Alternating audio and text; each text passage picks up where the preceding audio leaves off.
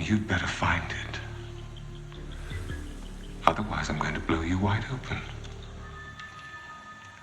Quite literally.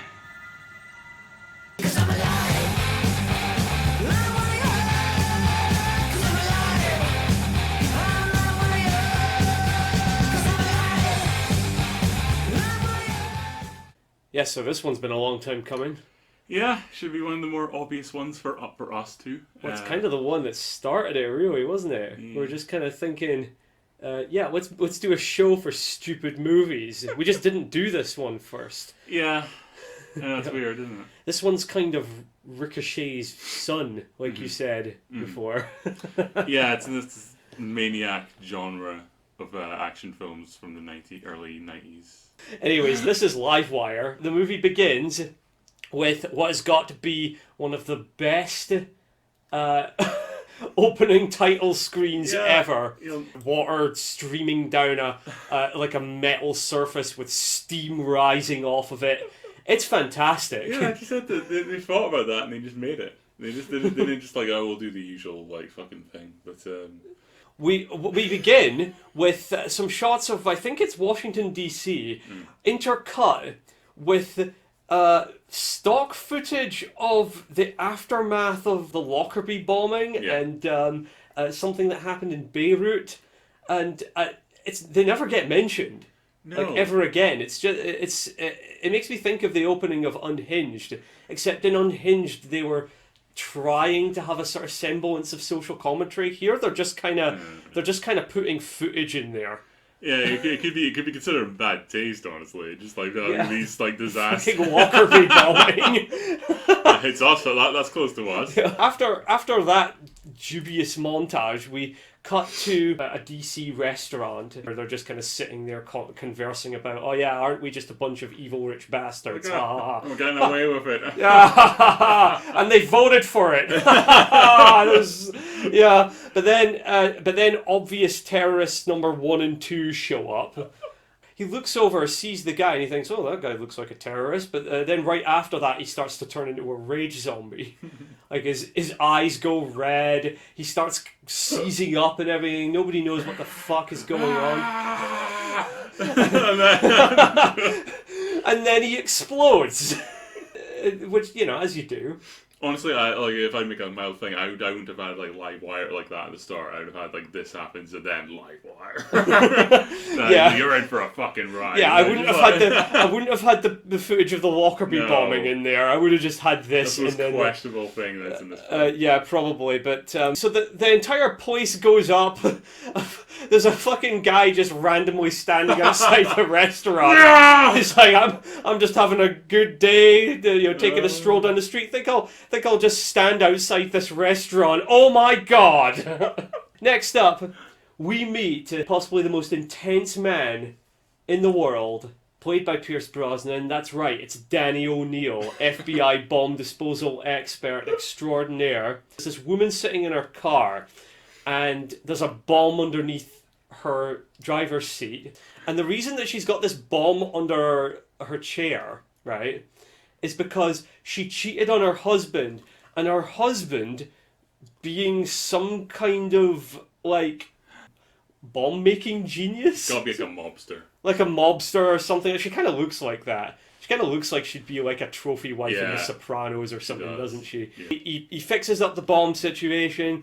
He just turns to her and says, stop cheating on your husband and wear some underwear. And then he walks away, and with guitar music just blaring out behind him. It's like job well done, thought well patrolled. Job well patrolled. Thought well patrolled. Well, thought well patrolled, that's what I said. I love Pierce Brosnan in this film because he just walks around just looking like he's going to punch somebody. No matter where he is, he's just walking around like he's going to commit violence against someone just for looking at him wrong. He's got a restraining order filed against him, filed by his wife that he's separated from currently, which he just immediately violates. This man doesn't give a shit. He marches in saying, this is my house, you're my wife, this is my bin. I'm pretty sure he says that this is my bin. The villain of the movie, who's, was it Mikhail Rashid? Yeah. played by Englishman Ben Cross. So don't even ask me what this guy's ethnicity is supposed to be. Which enemy of America will we put in today? All of them. All of them. Just every single one. It'll be the more current ones are like the more like ones like the Russians and the Arabs. And then mixed with our oldest enemy of all, the British. The British. Our most like existential threat that we hope that we. Ben Cross wants to tax us all. Yeah, this is what he wants to tax us, and he also wants to bomb us and make our women wear towels on their heads. I don't know. He also wants to subvert our elections as well. Yeah. Like he's an all-in-one villain. All these potential things, and it's all fucking like explosive water. The first thing you see him doing is like he's talking to the scientist who hasn't been paid for the job that he's done. He's one of those villains who makes a habit out of killing the people who work for him. Which it's never been to me seemed like a good business decision. No. It's supposed to show like, yeah, he's like, oh, he's ruthless. He's ruthless. He's all business. He's like, you fucking cross this guy. Yeah. You'll kill even the people who work in real life, no one would want to work for this guy. It's like, yeah, sour his entire reputation. You sure you want to work for this guy? Like he killed a dude for asking to be paid. Like he rammed a pen through his neck for asking. You know what? I've done my work. I think I should be paid. Oh well. Here's a fucking pen. How about that for some pay, you fucking nerd? He's always going through warehouses when warehouses in movies look good. Yeah, he's always walking through a warehouse. It's always blue tinted. He's got this little office in the warehouse, which has this kind of rippling light effect in the background. Like, do you think that's what they do? Like, they just commandeer warehouses, and it's like, yes, I shall use this as my office. Make sure you get my lighting effect, like there's an aquarium there. I don't actually have an aquarium, but I'm going to but by God, I'm going to make people think I have one. But what is a great presence in the film is the robot Madonna. We just have a robot. Yeah. We're just gonna like the movie Code of Silence starring Chuck Norris. Yeah, where the robot kind of shows up. Yeah. Twice, and that's it. Yeah, but Rocky IV has a robot. Rocky IV has a robot. That's true. They want to cut out the robot. Yeah, Stallone wants to cut it out. Look, guys, market research shows that people love robots, so we're going to put robots in our films. Yeah. Okay. It feels like a relatively recent development that you have movies where, or TV shows where you have these kind of good guy progressive politicians that the hero is supposed to save, because whereas back in the 80s and particularly in the 90s, nobody trusted politicians.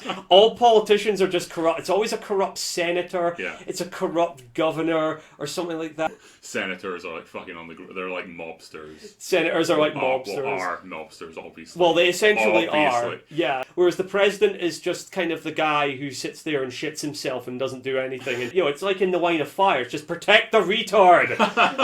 We don't have to justify why this guy's worth saving. He's the president, all right? We just protect the retard. It's the president of the United States of America. Yeah, they would always say that. It's always been. And that's all we. I miss it because the patriotism. It's corny, but I miss it. Yeah, I do kind of miss it. So it turns out that the Senator Trevere, I think is his name, played by Ron Silver, is like maybe or maybe not fucking Danny O'Neill's wife. Brilliant scenes in this movie because it's just like him going unhinged. So he'll just like break boundaries and he goes, you fucking touch her, I'll fucking cut you. He just walks right up to a senator in his office surrounded by bodyguards and goes, you touch my wife again, I'm going to fucking murder you. You can't, but he couldn't do anything against him because he's the bomb guy. He's not immediately taken off the case. He's like the only ace bomb disposal guy that we could get in the FBI. He's going to deliver us one of the greatest scenes in movie history, but we'll get there. Yeah, so and one of those corrupt senators that we were talking about earlier is played by Philip Baker Hall. Yes. One of his bodyguards or whatever drinks some strange liquid and then turns into a rage zombie, starts seizing up in the middle of the car. Philip Baker Hall, for some reason, smashes his own head against against one of I thought he was like pushed into it. I don't know. Maybe he was, but it didn't look like it. It looked like he just kind of randomly smashed his head through, like he was trying to get out or something. But anyway, yeah, the guy who's driving the car, who's like the terrorist plant. And he ends up after the car explodes inevitably. He ends up getting hit by a car, right? And Mikhail Rashid does what all great villains do and just murders one of his henchmen outright. You know, it's just kill him. But sir, do you think maybe it's not a great business decision to just randomly kill the people that work for? Kill him! Do it! Kill him. This guy shows up in court really quickly. Fucking Frank Javert, played by Ron Silver, shows up. We start hearing stuff about like all the extracurricular activities he's doing, about something about a children's centre, and this is all the kinds of stuff that politicians do in order to cover up for the fact that they're sociopaths. Yeah, we're opening the museum of dogs. The Museum of Dogs. We're opening a puppy bank. Yes, where children can go and get puppies. I'm not funding terrorists in the Middle East. We're in court. The judge takes a swig of water, and then she starts to turn into a fucking rage zombie. Pierce Brosnan sees what's going on. He starts piling people out of the courtroom, and then we see what is the most graphic representation of an elderly woman exploding I have ever seen. You just see her split apart, and the room lights up. And that's everyone in there dead.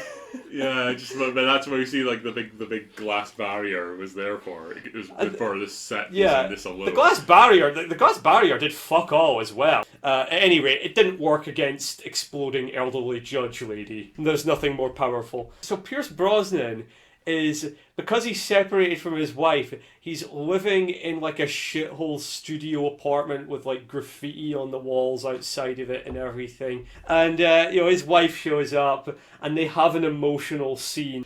Pierce Brosnan isn't doing too great with the emotional scenes. He should still have that biting energy about him even when he's sad. He's just like, no, I don't want to. And then got holding back the tears. Okay. Why? You only fuck senators now? It just slaps him. It's very feminine of you. Yeah, you fuck senators! Yeah, it's the least manly moments that he has in this movie, but don't worry, they're totally overshadowed by him just being a big dick baller, walking around, just dominating everything around him.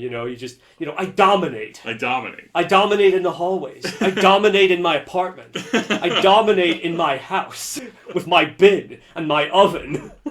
He has a fucking catchphrase throughout this movie, though. It's just basically, stay away from my wife. You tell him to stay away from my wife. In fact, he's so obsessed, right, that he shows up at Senator Travere's house, his mansion. I mean, the guy's pretty fucking rich. He's got these huge hallways. He's got a fucking parrot. Just a random parrot sitting in a hallway. Now, that's rich. All right, so this guy's up to something. But he basically just sneaks into Ron Silver's house just to prove that he can, and then he finds him there talking with his wife. He just bursts out through a door. Oh yeah, he just hits that door. That the door just does that kind of slap slap and just kind of rapidly hits off the wall. He's just kind of like, yeah, I could have killed you. I could have just fucking killed you. The man is unhinged. Oh shit, he's unhinged. That's such a unique title that they gave that movie. I know, it's so odd. So iconic. It's odd that I would bring it up right here, isn't it? I mean, not a live wire is that better, but yeah, it makes me think of Motley Crue. No, right. Who are perhaps more unhinged. Well, what's his name? Vince Neil. Well, Vince Neil is not unhinged. He eats a lot and he's fat. Right. And he can't sing. Yeah! Who'll be that? My hat! The way that this is happening is that these people are drinking this chemical that seems like water, that is in fact some kind of weird mixture of napalm and C4 and trinitrotoluene and nitrous glucose oxide something or other. It doesn't matter because the writer doesn't know either, okay? It doesn't matter as long as it makes things explode. And that it does. And it will continue to make things explode, like in the next scene, which is the set piece of the entire movie. Yeah, this is the selling point. There's this absolutely deranged scene involving a clown. Pierce Brosnan and a clown. It's always a clown. We've got clowns coming out our assholes. Yeah, and by now you know what is, like, the minute I said a clown is involved, and it's in this movie, of which we know the premise. Well, we now know that people become bombs. Yeah. There's a clown here. Gee, I wonder what could happen. It's like senators blowing up, senators. Well, why not clown? Well, a senator is about to blow up, right? Because they're trying to kill Ron Silver at this this thing for this children's center. No doubt going to be some kind of corrupt money laundering / child sex trade thing going on. It's like, you just see these people shaking hands. It's like, imagine how many children we can rape. I mean, help. Did I say that out loud? I'm sorry. I'm not good at this. I don't know if they're raping children. I just think they'll sell them to Arabs. No, they're selling arms to Arabs. They can sell to kids as well. Pierce Brosnan and his black sidekick figure out that, oh shit, these guys are going to go after Senator Travail at this children's center, whatever. Pierce Brosnan is generally acting erratic. And it only gets worse when his wife witnesses him fist fighting a clown. Men will literally fight a clown in a public fountain rather than go to therapy. It's just in our blood. The clown terrorist ends up drinking the water in the fountain, which is infected with this stuff. I don't know, I guess he goes... He doesn't do that. He doesn't cackle maniacally. He's not a member of the clown race. He's just a guy dressed as it. He doesn't have any of the... We're going to have to discuss the clown question here. Oh, yeah. At some point, while everyone is scrambling to get out of this place... someone knocks over this kid in the wheelchair, and I guess someone just kind of drags him away and doesn't bother to put him back in the wheelchair, because the wheelchair is still there when the guy grabs hold of Pierce Brosnan and he's seizing up and his eyes have turned red and he's coughing up blood and whatnot, and Pierce Brosnan looks genuinely fucking scared. They shove this clown into the wheelchair. Rolling, screaming. He's splitting apart as well. It goes full body horror. It's mental. Body horror. His chest starts splitting open. The blood and foam starts like fizzing up. He's like, Pierce Brosnan just shoves him forward straight towards the fucking stage. Like, and then kaboom! Boom! Cut. Take. Perfect. Masterpiece. And then, of course, we get our obligatory, overly romanticized sex scene. Because she basically just sees him fighting a clown, and it's just. And like, she just got wet. Yeah, she got wet. Like, ironically, they were fighting in the water, but. Yeah, well, they were getting wet. She was getting wet. Women just suddenly. Grow more positive towards you once they've seen you beat the shit out of another man. Oh yeah, you do be the almighty protector. Yeah, essentially. It doesn't matter if it's something as ridiculous as a clown in a pool. You just blow up a clown in front of a woman and she'll bed you immediately. It's that simple. The senator shouldn't really worry about this guy trying to make him explode with circus entertainers.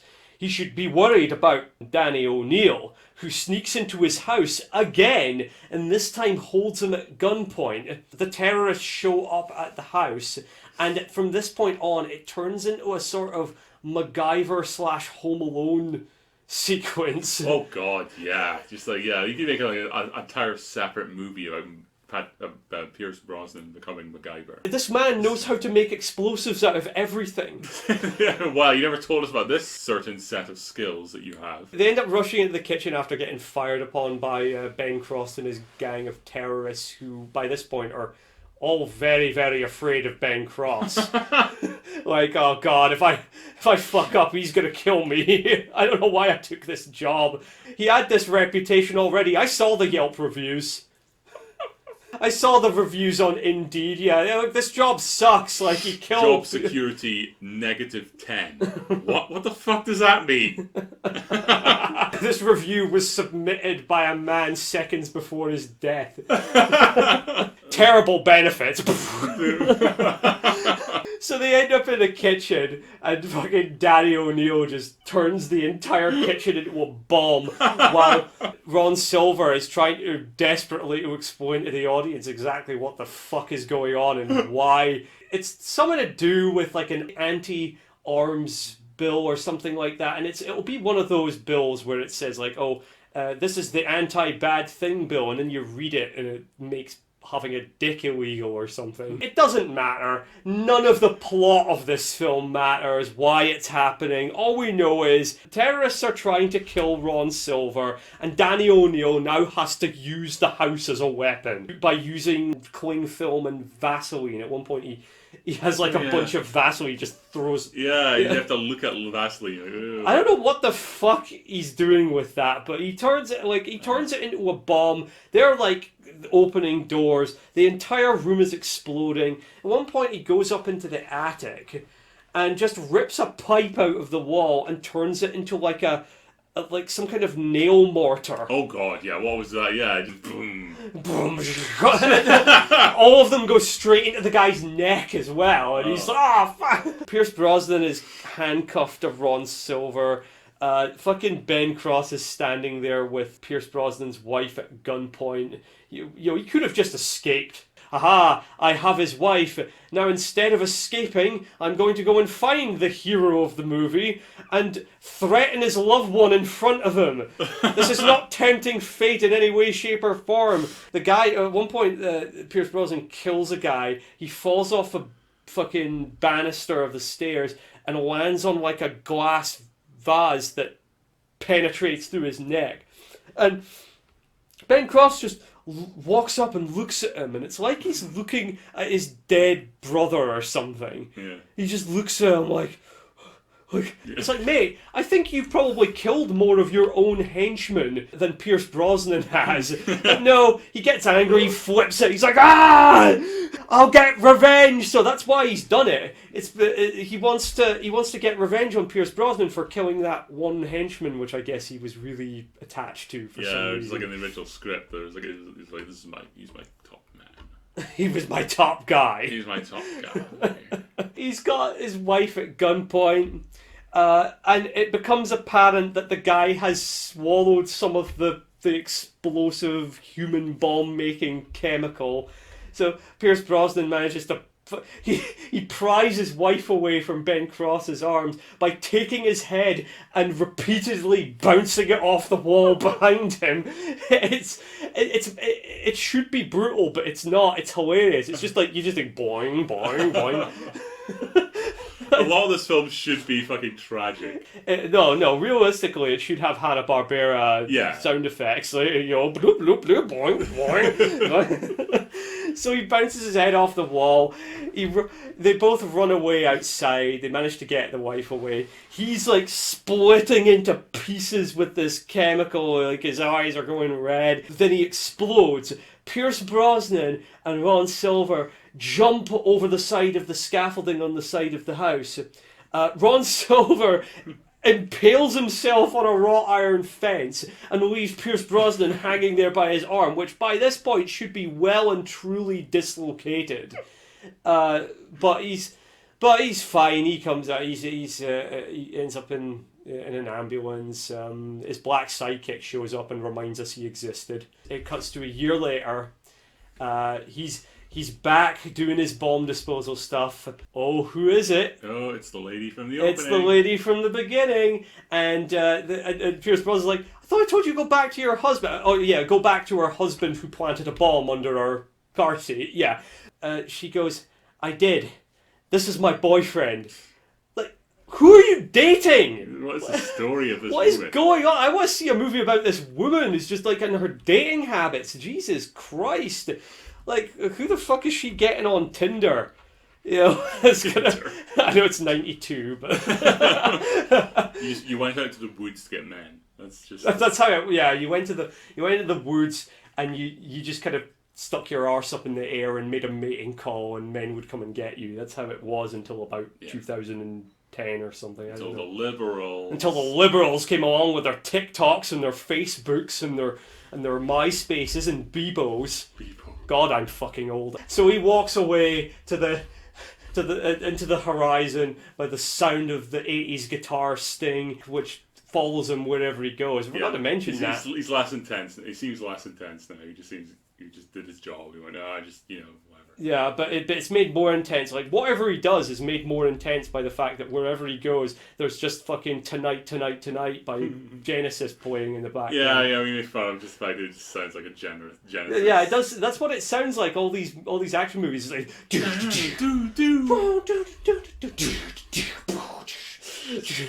and then... and that's it. That's the movie. And it's one of the finest of 90s action, I would say. I would say so too. Yeah. Literally a clown exploding. What more can you ask for? We finally have is this our first clown? Our first exploding clown. Yeah. Ricochet had a couple clowns in it. That's right, yeah. Yeah. But this is our first exploding clown. Yeah.